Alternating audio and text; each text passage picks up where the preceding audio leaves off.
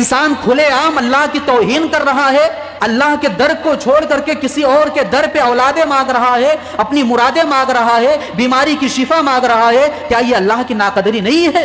کیا وہ اللہ کی توہین نہیں کر رہا ہے؟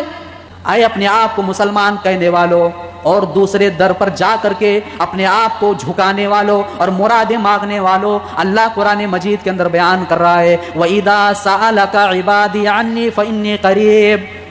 آئے نبی صلی اللہ علیہ وسلم، لوگ آپ سے سوال کریں کہ اللہ کہاں ہے، تو آپ ان کو جواب دے دیجئے کہ اللہ تمہارے شہرک سے بھی زیادہ قریب ہے، اللہ تمہارے جان سے بھی زیادہ قریب ہے۔ اجیب دعوت الداع اذا دعانی فلیستجیبوا لی وليؤمنوا بی لعلهم یرشدون۔ اللہ بیان کر رہا ہے او بیمار میں مبتلا لوگوں، اے دنیا کے اندر مشکل میں گھرے ہوئے لوگوں، پریشانیوں میں گھرے ہوئے لوگوں، آؤ اللہ کے سامنے اپنے سر کو جھکاؤ، اللہ سے مانگو۔ تم اپنے سر کو اٹھاؤ گے نہیں، اس سے پہلے اللہ تمہاری مانگ کو پورا کر دے گا۔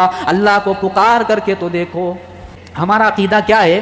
اللہ کو جاننے کا مطلب یہ ہے کہ مسجد کے اندر آؤ، نماز پڑھ لو، اللہ اللہ کر لو، مسجد کے اندر اللہ موجود ہے، سجدے کر لو، بس یہی ہے۔ اور چاہے بینک کے اندر سود کھاؤ، حلال اور حرام کی تمیز نہ کرو، چاہے دنیا کے اندر کسی بھی در پہ جا کر کے اپنے ماتھے کو ٹیکو، جھکاؤ سر کو، یہ آج ہمارا عقیدہ ہے۔ کتنے ایسے مسلمان بچوں کو ہم نے دیکھا ہے، افسوس ہوتا ہے، مسلمان بچہ ہے، اس کے گلے میں تعویذ لٹک رہا ہے، اس کے ہاتھ میں دھاگے لٹک رہے ہیں، اس کے پیر میں دھاگا ہے، کیا ہے یہ؟ پوچھو تو جواب ملتا ہے ارے بیماری تھی، دوا لائے نہیں ٹھیک ہوا، ہاسپٹل میں گئے، فلاں مولوی صاحب کے یہاں گئے تھے، مولوی صاحب نے یہ تعویذ دیا ہے۔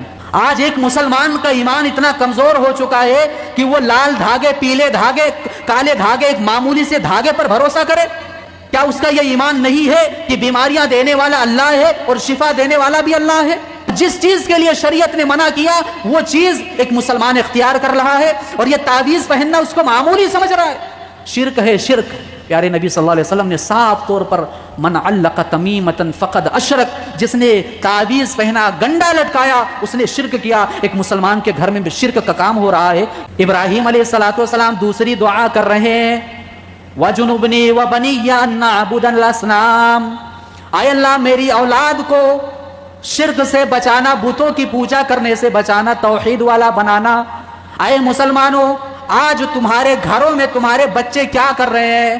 کہاں کس راستے پر جا رہے ہیں؟ کون سی چیز کھا رہے ہیں؟ کون سے در پہ اپنے سر کو جھکا رہے ہیں؟ کون سی قسم کھا رہے ہیں؟ اور کون سی چیزیں اپنے جسم پر لٹکا رہے ہیں؟ کبھی تم نے غور کیا؟ ابو الانبیاء حضرت ابراہیم علیہ السلام اپنی نسل کی، اپنی اولاد کی، اپنی